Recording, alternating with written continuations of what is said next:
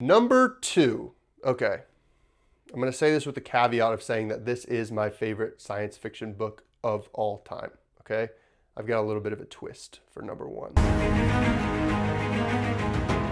What's up, y'all? I'm Jax, and I like to read. All right, so we have talked about my 10 favorite fantasy books, and we have also talked about my 10 favorite classics. Now, to round out the trifecta of my main reading genres, let's talk about my top 10 science fiction books. There are only 6 here, I believe.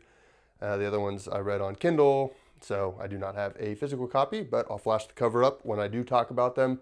I'm pretty excited about this list, despite the fact that I actually haven't read that much science fiction. So you have to forgive me for not having read a lot of the really popular stuff. I haven't gotten to any Neil Stephenson. I've only read a few Isaac Asimovs. Stanislaw Lem, I've read a couple. But I need to get to more of it. And I will say I do have enough for a solid top 10 books that I do really enjoy. So I'm excited to get into those. And I think without further ado, let's do that. Number 10 on my list, okay? We're gonna go All the Birds in the Sky by Charlie Jane Anders. I had not read this book in a while, to be fair. And I did a little recapping to make sure I was saying the right things. And man, the Goodreads reviews are terrible. It's like a 3.5 or something. And that shocked me because what I do remember about this is that I really liked it. You have this really interesting dynamic between magic and science. It's very much so, I would say, leaning more towards the science side. Our main character is on the science side, but you also have really cool magic. There's witches, and then ultimately there's this big climax between the two. And the two kind of main characters have a relationship from the past. They get separated, they each go their own way, and they kind of find their way into the top of these organizations as things go on. And that's the climax. They have a relationship that's kind of complex, and it just creates this kind of air around the situation that the witches and the big science startup have, that issue that they're having. There's this like lower level depth of their relationship and how that's affecting the situation. And I just think it's really well done. This was recommended to me by a coworker and a good friend, Grant, and it is just one of those books that I read pretty early on, and it stuck with me as something that I really liked. The mix and match between the science and the magic is really where I think this book shines. And yes, it is a little weird, so maybe I could see where the bad Goodreads rating comes from, but honestly, I had a ton of fun, and I think you will too. I don't know. It's like one of those things where you finish a book and you like it, you love it. I think I gave it 5 stars on Goodreads. I probably would have given it like a 4.5 or a 4.75, say on Fable, which allows incremental stars. Get on it, Goodreads, by the way. And I just loved it. And to see that the ratings are so poor, I was like, what the heck? But yeah, there are some weird parts. There's some scenes that are a little bit head scratching and just questionable overall, I'd say. So I suppose I could see that. That normally doesn't sit well with audiences, but like I said, super fun. If you haven't seen it, check it out. It's probably, I would venture to say, it is the least known book on this list. Well, one of the 3 at least. My 9th favorite science fiction book is going to go to Weird Space by A.M. Wiley. A.M. was kind enough to send me this book fairly recently.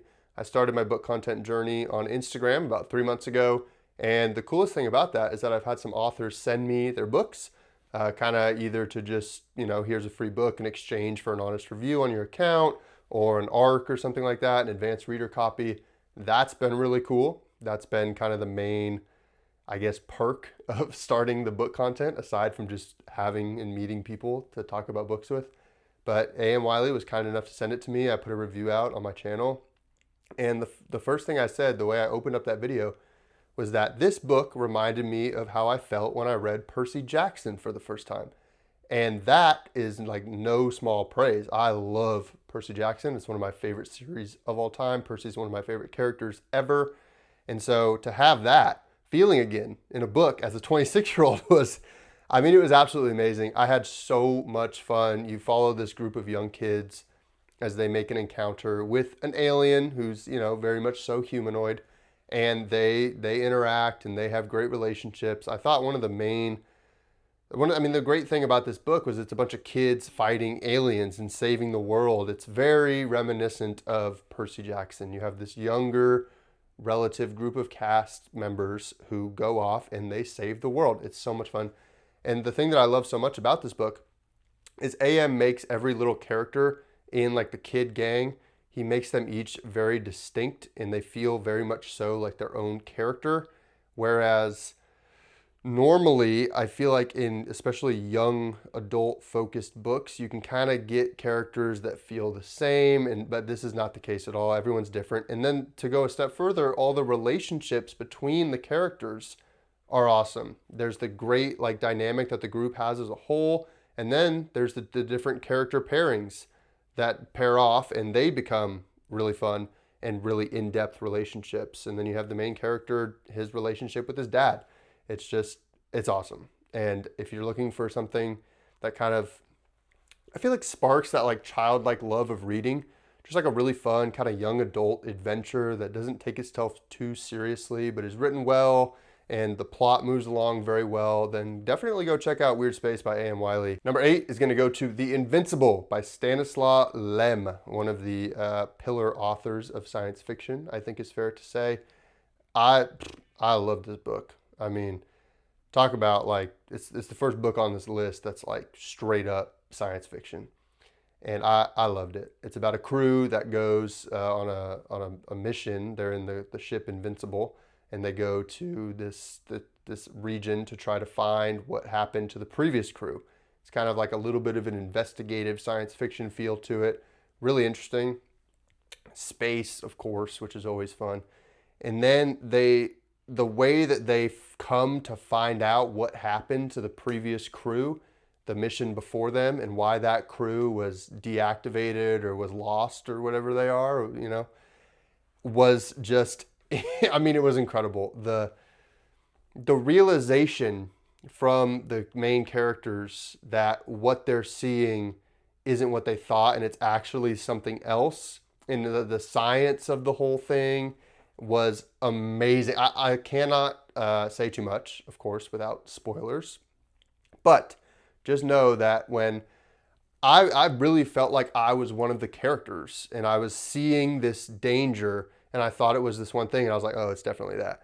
And then as you get closer and you learn more and the different characters find different hints and clues as to what happened to the crew on the surface of where they are. I forget where they are or where they were. It might have been the moon or some other planet. I forget. Apologies for that. But the more that they find out about the situation, the more the puzzle pieces kind of start to fall into place. And it's like, whoa, what are these things? And it's really awesome.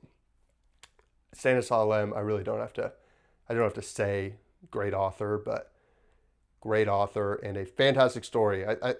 I want to say it's one of the lesser known of his. So if you haven't checked it out, please do. And I am very much so looking forward to reading more of him in the future. Okay, number 7. Now we're moving into books that I have hard copies of, and we will be that way until we get to my top spot. Number 7, The Hitchhiker's Guide to the Galaxy by Douglas Adams, an all-time classic. I remember before I read this, it was like, this is the science fiction book to read if you do drugs and you're like a science fiction hippie. I'm not going to argue against that. It definitely is a wacky ride. Our main character, Arthur Dent, is this British guy. He's got that kind of dry British humor. And I just love following him as he's taken into this alien world, this intergalactic world. He's introduced to the Hitchhiker's Guide, which is basically like an encyclopedia of anything you could ever want to know. His alien friends, the aliens he encounters, his just trips through space. It's so interesting to see him kind of try to wrap his head around things as he was just recently on Earth. Something happens, I won't say for spoilers, and now he's off of Earth. It's like, and he's just experiencing that, and it feels, the way that Adams writes it, it really feels like you are Arthur Dent, and you're experiencing kind of this extraterrestrial, kind of intergalactic, super wacky story. And it really is. It's like a trip. I don't do drugs, but I imagine this is what some of them would feel like. Maybe that's unfair to say. I don't know. But it's just so much fun. And I have gifted this book to numerous people because it's a really easy read. And I do think that while it's not like super sound science, there is a lot of, science fiction elements. There's a lot going on.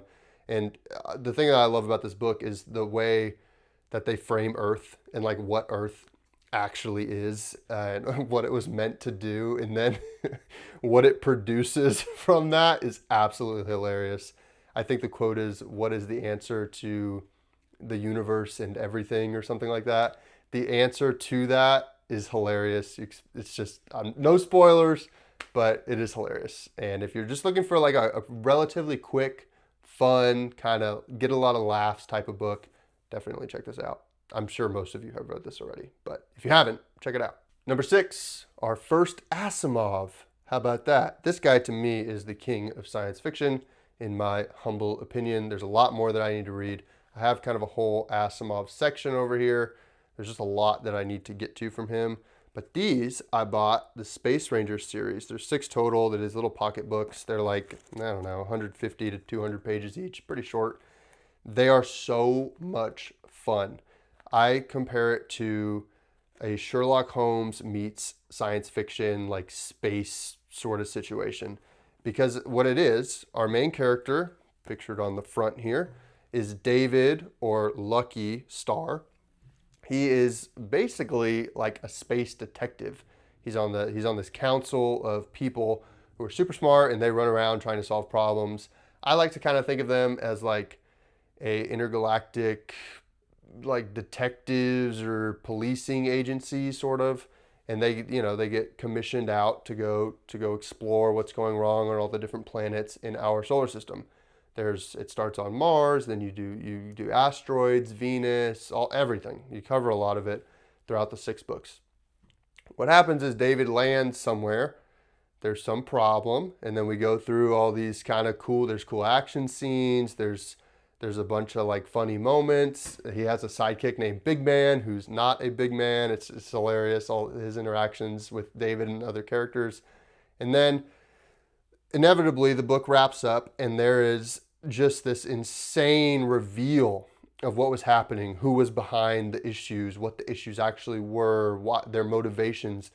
All that stuff comes to fruition, and it's like, whoa, I did not see that coming at all. They're marketed a little bit more like a juvenile science fiction, and I could see that. But I will say, as a kid, there's no shot I was going to be understanding all the reveals and the twists and the turns. So I'm glad that I read these when I was a little bit older and had like a good sense for, being able to follow plot lines and things like that. Because when I was a kid, there's no shot I was remembering that.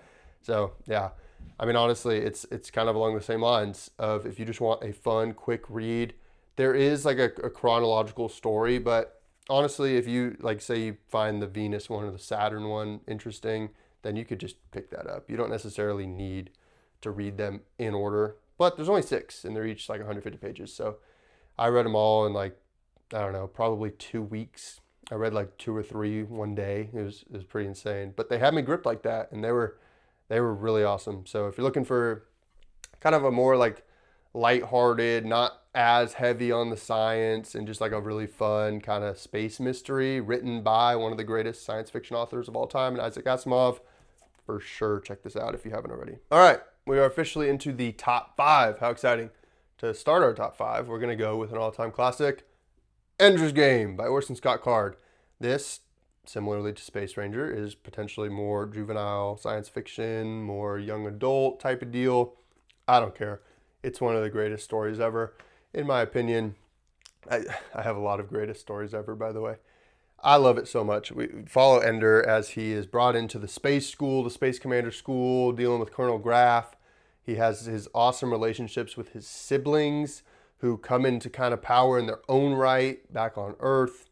I mean, following Ender as he's going through this psychological torment from all the teachers and the adults, and as he's doing all these awesome things in the battle school, and he's becoming a respected commander, all leading up to that twist.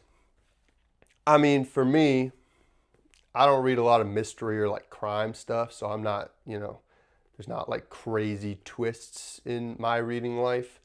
This is one of the best I've ever read. When Ender finds out No spoilers, even though this has been out for 100 years. No spoilers. But when he finds out what he's actually doing as he's going through this training and stuff, insane. I mean, I remember I read this as a kid. I was like, it absolutely blew my mind. And when I read it again recently, thanks to Bingo's book club, I was just equally as shocked. I loved it.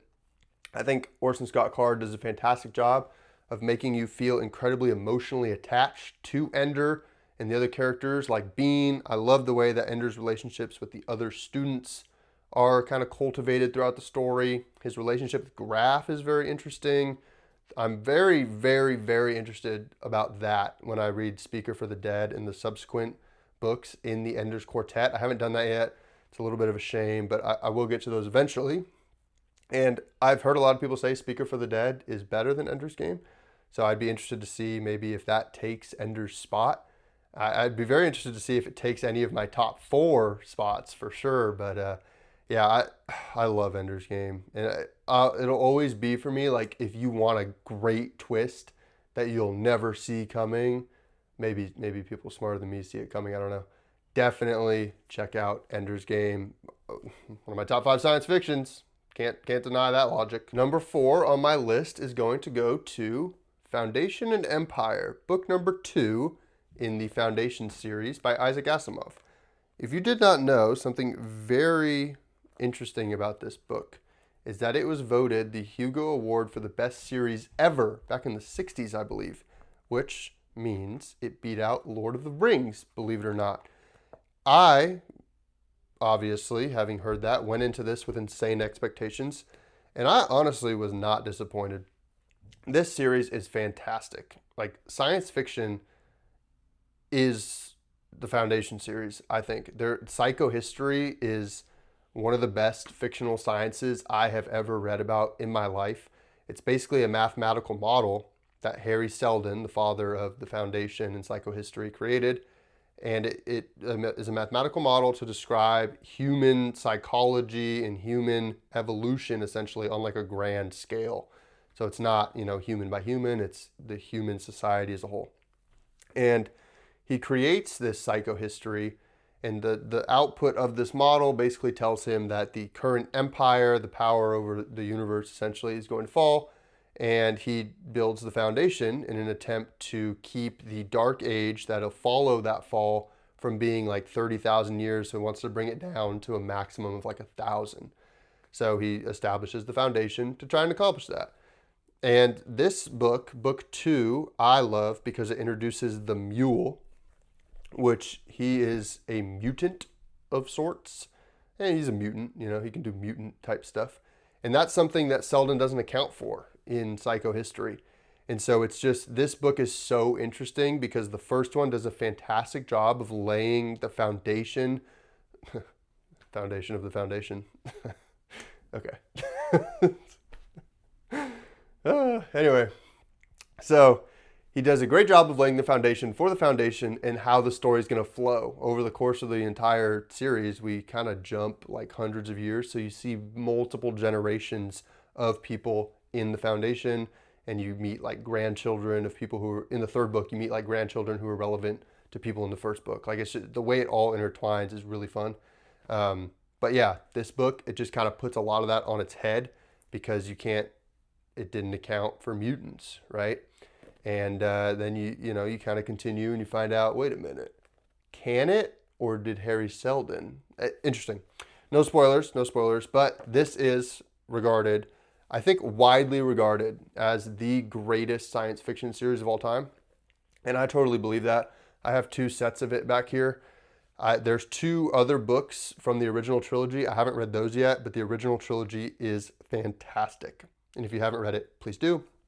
As I mentioned with Space Ranger, Isaac Asimov is basically a guaranteed good book. He is, in my opinion, the greatest science fiction author of all time. But to be fair, I have not read everything that has ever been written in the genre, so maybe I can't say that. Anyway, check it out. It's so deserving of all the praise it gets. Number 3, Red Rising by Pierce Brown. You may be thinking, Is that really science fiction? It's more space fantasy. Think back to my first like 30 seconds of this video where I mentioned space fantasy is included in this video because of my lack of overall science fiction reading. So yes, it is my fault that this is included, but maybe one day I'll have a separate video for space fantasies if I ever end up reading that much. Anyway, Red Rising. I mean, unbelievably popular right now. The fact that it's number 3 on this list might piss a lot of people off. It's number 1 on a lot of people's, I know that. It's such a good story, following Darrow as he, goes from a red to a gold and then just tries to infiltrate the society. This series is so good. I do not want to say anything spoiler related. I'm going to keep it so short because A, I don't want to spoil anything, and B, I'm sure most of you are getting Red Rising just jammed down your throat every single day in the book content universe, so I don't need to contribute to that. I will just say that it is top 3 on my list. I think my favorite is probably Lightbringer. I only have a copy of the first one. This really awesome cloth bound, custom Etsy, by the way. Absolutely love it. But yeah, I mean, I don't need to say anything about Red Rising. Y'all know how good it is. Number 2. Okay. I'm going to say this with the caveat of saying that this is my favorite science fiction book of all time. Okay. I've got a little bit of a twist for number 1. You're going to like it. Maybe you're not. I don't know. But this is my favorite book, my favorite science fiction book that I have ever read. Jurassic Park by Michael Crichton. Unreal. Okay. I read this before I saw the movie, and thank goodness, because the movie is butt cheeks compared to this book, and the movie's good. I'm just saying, this book is like unreal how good it is. Michael Crichton, this is science fiction talk.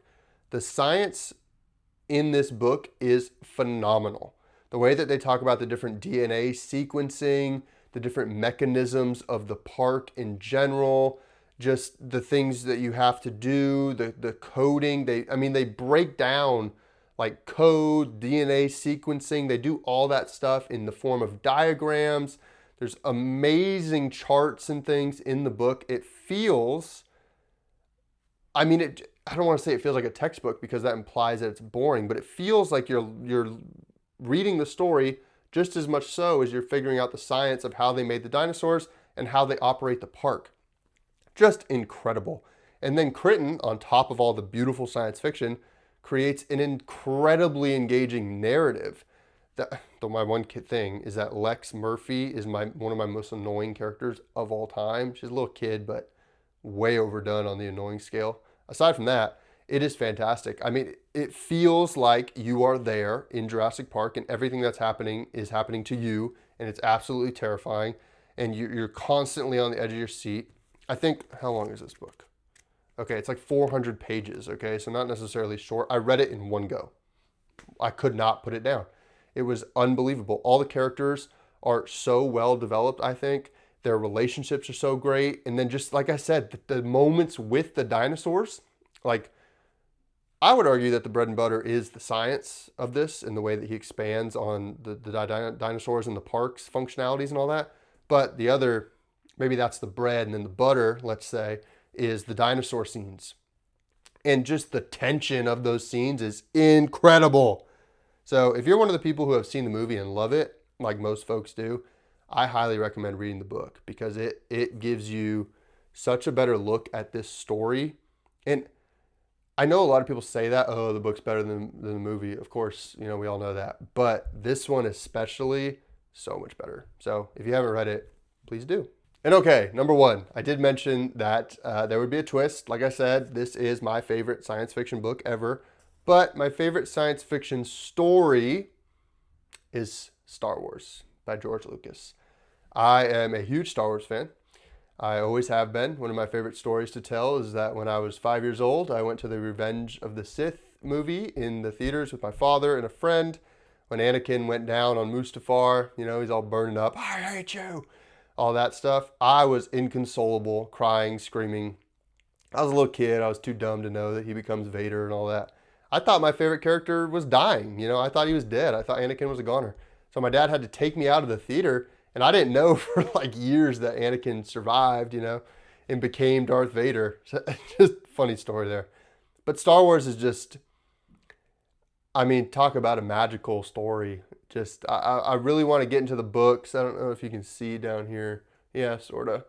I want to get into the books. I've watched pretty much everything that's come out. I just love it. And Anakin is my favorite character, I think, of all time across any sort of media. I just, man, I would be remiss if I did not make a science fiction / space fantasy list and did not put Star Wars at my number one, because it really was like the beginning of my nerdiness. And all this came after. This was birthed by Star Wars. I will forever be a Star Wars fan. No matter what happens, I'm always going to watch. And, you know, whether I agree with the direction they take certain things or not, so be it. I'm a Star Wars fan at heart, and that's never going to leave. Sorry to bamboozle you with a non-book at number one, but I couldn't do it without mentioning Star Wars. I know there's so many fans out there. Most of y'all would probably appreciate that, but if not, here's your number one. So there it is, my top 10 science fiction list. How exciting. It's really a top 9 when it comes to books, but you know what? I have almost no doubt that a Star Wars book could take the number one spot in my science fiction list. So maybe it's just a placeholder. We'll see. The Thrawn series is really calling my name. We'll see when I get to that. I'm curious what y'all think about my list. Like I mentioned, I do not have the most extensive kind of, you know, library of science fiction stuff that I've read, but I'm working on it, and I'm sure this list will evolve quite a bit over time. I'm excited. If you have any recommendations of stuff that I need to read that will automatically be on this list, please let me know down in the comments. I'm always looking for recommendations. And so now, here's where we stand. You know my top 10 classics, you know my top 10 fantasy books, and you know my top 10 science fiction. If you've just, you know, come across my channel from this science fiction video, go check out my fantasy and my classics video. I'm trying to essentially introduce myself to the YouTube world through a handful of top 10 videos to just really give people an idea of what I read and what books I enjoy. We are now 3 out of 5 of the way there. My next one is going to be top 10 books that fall outside of my 3 main genres. So the top 10 books that I've read that are not fantasy, science fiction, or a classic. And I think that one's going to be a ton of fun. And then for the last one, I want to wrap it up by doing a top 10 everything. So genre lists, I mean, obviously it's going to be filled with books from these initial 4 lists, but that's going to be really exciting because a genre list top 10 is really hard. I've been working on it, and it's like, oh my gosh, how do I put this one above this one? Or how do I put anything? Stressful, but I'm going to do it, and it'll be a really fun video to make. So I hope y'all check it out when it comes out. I want to try to up the frequency of posting on YouTube a little bit. I'm having a ton of fun with these really long form videos, so I definitely want to do more of those. It's just a little hard to find the time sometimes. So we'll see if that works out, but I do want to do like a goal of maybe 2 videos a week. That's a lot. That is a lot, but I'm going to try. I'm going to try. Okay, we're going to try. If you made it this far, thank you very much. I hope you liked my top 10 science fiction list. If you don't already, go check me out on Instagram, TikTok, Facebook, etc., etc. Post a lot of short form stuff over there. That's kind of where I got started. Having a ton of fun with that still. And I'm just, like I said, I'm really glad that I'm getting going on the YouTube train. So yeah, really appreciate y'all watching if you made it this far, and look forward to talking to you about my top 10 books outside my main genres in the next one.